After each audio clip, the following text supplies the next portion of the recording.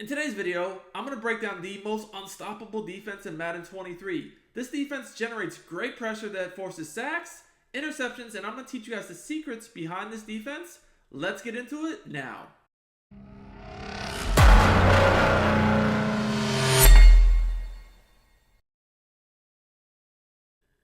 YouTube, what is up? It's your boy Duke, back here from sportsgamers.com, and I got an absolute banger for you guys today. So in this video, I'm going to break down the best blitzing defense in the game, bar none. This defense is super toxic. Now, this is not going to be a very long video. It's going to be pretty quick.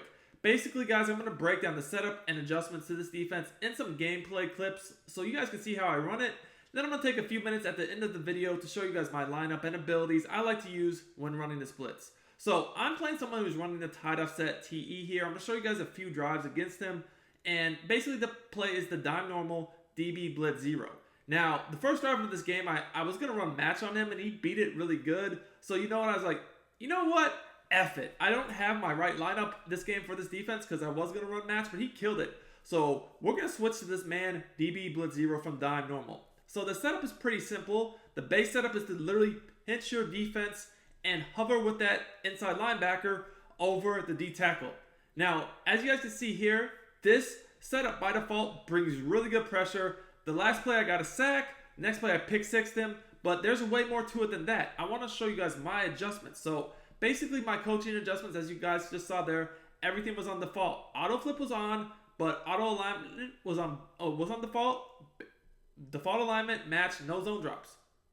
So when running this defense, you can back up your two outside corners.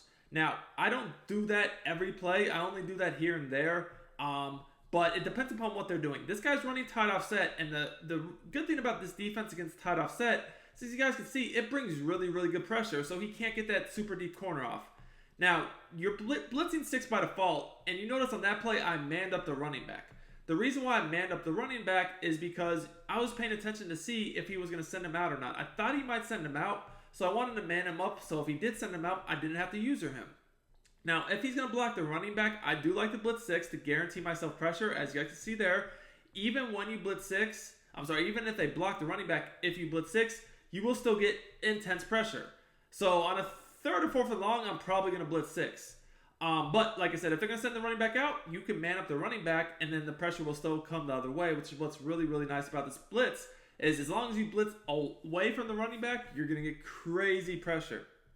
Now, some other adjustments I'll sometimes do is I'll throw deep zones out by the outside corners in tight formation so that they can kind of help out on the corner routes, and that allows me to use the middle of the field. Now, here on this key fourth and long, I've been blitzing him like crazy. So I actually switched to cover for match. Remember, I did put my coaching adjustment settings to match so that I could audible to either quarters or a palms. And when he's anticipating blitz, play a match coverage, only rush 4, and I'll get crazy pressure. Still by my D-line rushing 4 because I have X factors on in this game. I don't always do that. But there I'm forced to pick with the acrobat. You guys can see I'm flooding this guy 28-7. And he has no answer for this blitz. The pressure is screaming in. And like I said, I'm using the middle of the field.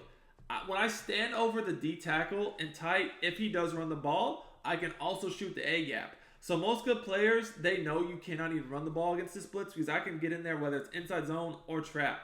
You guys can see once again, I had the running back manned up, but I still got pressure only rushing 5 against a blocked running back. When you stand over that gap with your user, what you're going to notice is that as long as you take a step forward, even when you rush 5, the interior of the O-line thinks that you're blitzing, so the 5-man still can get in if you send it opposite the running back.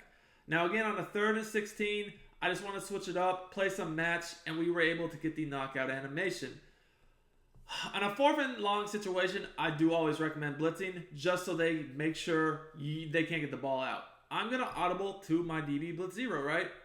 When I audible to the DB blitz 0, I'm going to put both outside corners in deep zones, but still blitz 6. When I do this, I know I'm protecting against the corner routes, but I'll need to guard the middle of the field as I take away that post route, get the sack, and this guy's up out of here. Now I want to break down the different abilities that I run when using this scheme.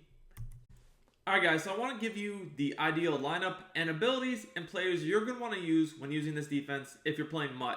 Now, this is the lineup that I personally use when I know I'm going to run this defense. And remember, guys, I don't use any actual linebackers like at linebacker. So that's why you see the linebacker positions empty. They're not important. But this is what I'm going to be doing. So let's just start with my D-line because that's going to be easiest. My two DNs are actually going to be Rod Martin and Micah Parsons because they get pick artist for 0 AP and they're still good pass rushers with a lot of speed. Now, with this defense, you don't really need pass rushing abilities on your DNs. You actually want to use pick artists because the pressure will be coming from your slot corners.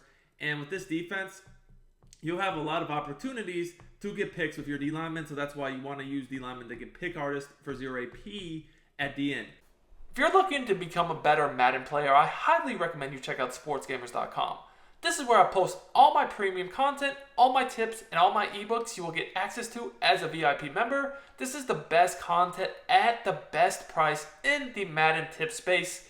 If you want, you can use my coupon code Duke, which will give you guys 10% off your order. Link is in the description and also in the comments. I look forward to seeing you guys on the inside and helping you guys improve your Madden game.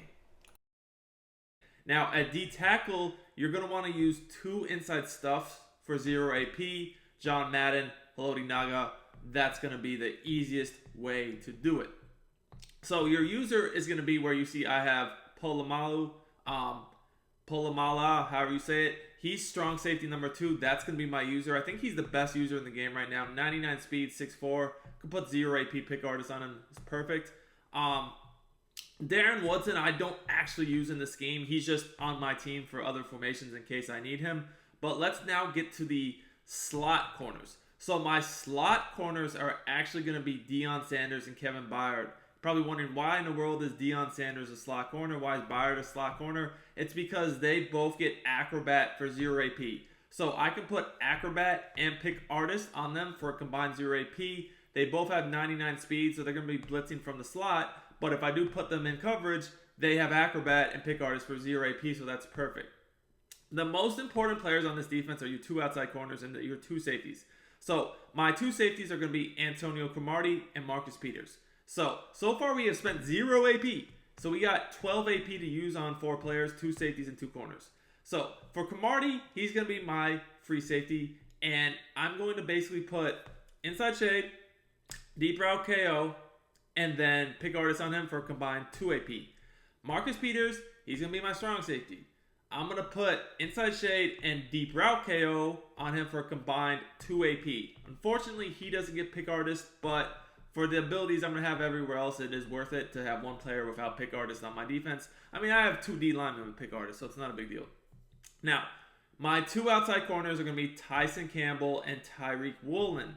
Both of them are going to have a combined 4 AP. This is super glitchy what I can do with them. So let's start with Campbell. I can give him outside shade, inside shade, which when you have outside shade and inside shade, that's essentially one step ahead. Deep route KO and pick artist for 0 AP. So now I'm able to, no matter where the receivers lined up, get basically the better improved coverage and still deep route knockout. Now for Tyreek Woolen, he gets one step ahead for 3 AP. So I'm going to give him one step ahead, deep route KO, and pick artist for a combined 4 AP. That's my 12 AP. So basically what I've done here is my 2 safeties, I only have inside shade because they're going to be manned up on guys that are basically going to be always, for the most part, inside the numbers, so I can get better coverage and still get the deep route knockout on them. My outside corners, I've basically given them both one step ahead because they might sometimes be lined up inside the numbers, sometimes on guys outside the numbers. So you want to make sure you have that in deep route KO at all times. This is the perfect defense for running this scheme. The perfect players, the perfect abilities, and it is an absolute glitch.